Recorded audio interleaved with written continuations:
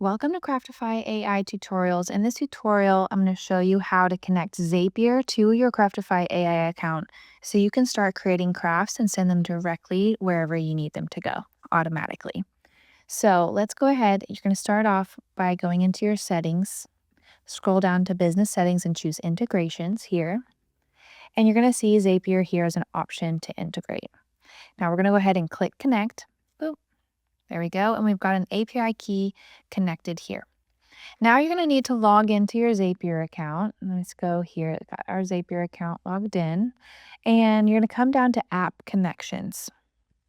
Now, you're not going to see them here. You're going to choose apps here. And you'll see that we have right here Craftify AI as a connection.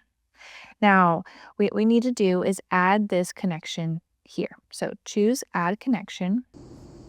And here you're going to paste in that API key that we created earlier in your account. So I'm going to go say yes, continue. And here we go. Now we have a new connection to that Craftify AI account so we can start creating zaps easily with Zapier. So just to show you how we can go ahead and create a zap,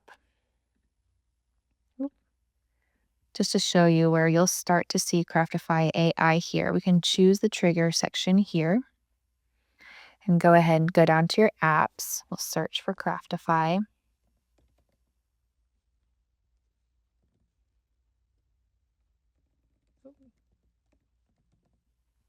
There we are.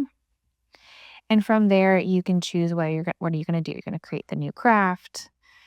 Which account is it connected to? Go ahead and click continue. You'll choose the type. Are you going to do an Instagram post, a new email?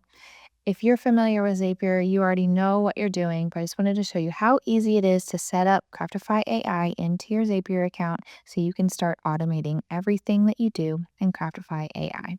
If you have any questions, please leave them in the comments. Happy crafting!